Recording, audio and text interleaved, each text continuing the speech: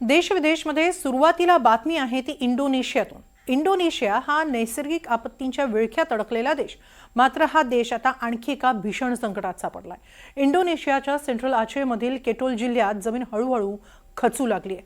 पोंडोक बालिकमध्ये सुमारे 30,000 square metre पर्यंतची जमीन खचल्याने आजूबाजूच्या गावांना मोठा धोका निर्माण झालाय। गावाच्या गाव स्थलांतरित करण्याची वेळ आली आहे। का घडतंय हे असं? ही जमीन खचणं कधी थांबणार? पाहूया एक रिपोर्ट।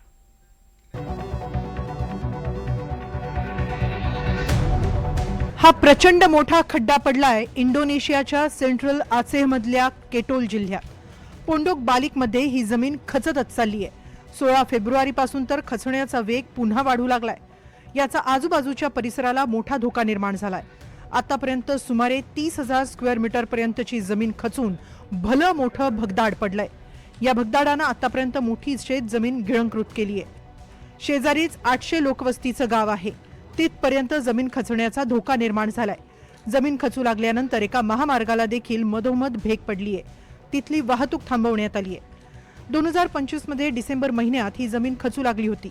आता पुन्हा जमीन खचण्याची प्रक्रिया वेगानं होऊ लागली आहे। जेव्हा जमिनीखालील माती किंवा खडक कमकुवत होतात तेव्हा जमिनीच्या वरच्या थराचा आधार कमकुवत होतो। तिथून पाणी वाहू लागल्यास माती किंवा खडकही वाहून जाऊ लागतात। परिणामी जमिनीला वर भेग पडते आणि जमीन खचू लागते। मोठं भगदाड पडू लागतं। कधी कधी भूकंपानंतरही भगदाड पडण्याची प्रक्रिया वेगानं घडते। मोठ्या प्रमाणात जगभर जी नगदी पिकांची शेती केली जाते, त्यामुळे मोठ्या प्रमाणावरती पाण्याचा उपसा केला जातोय। आणि हा इथे दिसतंय, ह्याची जो व्हिडिओ दिसतोय त्याच्यामध्ये मोठ्या प्रमाणावरती जी शेती दिसते ती शेती नगदी आहे आणि त्यातून पाण्याचा उपसा बारमाही होत राहिल्यामुळे आता अशी परिस्थिती निर्माण झालेली आहे। जमिनीचे पृथ्वीचे 7 भूपट्ट येतात, त्यातल्या सगळ्यात वरच्या भूपट्टामध्ये भूजल पातळी मोठ्या प्रमाणावर असते आणि त्याच्यावरती जमीन निर्धारित राहते, जी आपल्याला असं वाटतं की कायमस्वरूपी आहे, पण त्या भूजल जर उपसा केला तर जमीन खाली जाते, खचली जाते। आचेमध्ये पडलेलं हे भगदाड ही अचानक झालेली भूगर्भीय घटना नाही।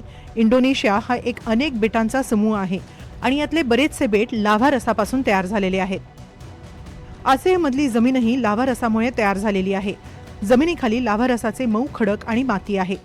मुसळधार पावसामुळे पाणी जमिनीत पटकन झिरपतं। पाण्याच्या वेगवान प्रवाहामुळे जमिनीखालील मातीची धूप होते।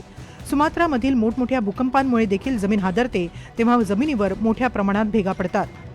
आचेह प्रांतातील या भगदाडामुळे शेतकऱ्यांचं मोठं नुकसान झालंय। मिरची, कॉफी, ऊस या पिकांचं सर्वाधिक नुकसान झालंय। त्यामुळे शेतकऱ्यांवर मोठं आर्थिक संकट ओढवलंय। सध्या जमीन आग्नेय दिशेनं खचू लागल्याचं अधिकाऱ्यांनी सांगितलंय। शेत जमीन महामार्ग दुभंगत चाललेत। इतकंच नाही तर परिसरातील विजेचे हाय व्होल्टेज टॉवरही इतरत्र हलवावे लागलेत। आता तर काही गावांपासून हा धोका अवघ्या 300 ते 600 मीटर दूरवर आलाय। त्यामुळे आता या परिसरात नागरिकांना प्रवेशबंदी करण्यात आली आहे। परिसर धोकादायक क्षेत्र म्हणून जाहीर करण्यात आलाय।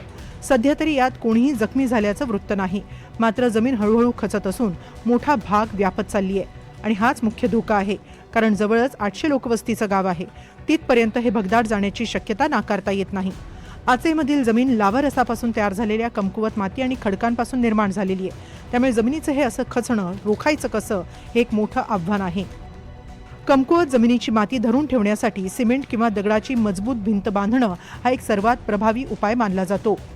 जमिनीची पकड मजबूत करण्यासाठी मुळं खोलवर जाणाऱ्या झाडांची लागवड करावी लागते। पाण्याचा योग्य निचरा करण्यासाठी व्यवस्था करणं आवश्यक आहे। कमकुवत मातीत चुना, सिमेंट किंवा जिओ टेक्स्टाईल सारखे पदार्थ मिसळून मातीची घनता आणि पकड वाढवावी लागेल। कमकुवत जमिनीवर अवजड बांधकाम करणं किंवा मातीचा अतिरिक्त भराव टाकणं टाळावं लागेल। मात्र इंडोनेशियन सरकारला हे उपाय लवकरात लवकर करणं गरजेचं आहे। त्यातही आव्हान आहे ते निसर्गाचंच, कारण इंडोनेशिया हा भूकंप प्रवण क्षेत्रातला बेट समूहांचा देश आहे। शिवाय इथं सतत वादळं आणि मुसळधार पावस पाचवीलाच पुजलेली आहेत। अशातच आता हे नवं संकट रोखणं खरोखरच इंडोनेशियन सरकारसमोरचं एक मोठं आव्हान असणार आहे। Bureau report, NDTV Marathi.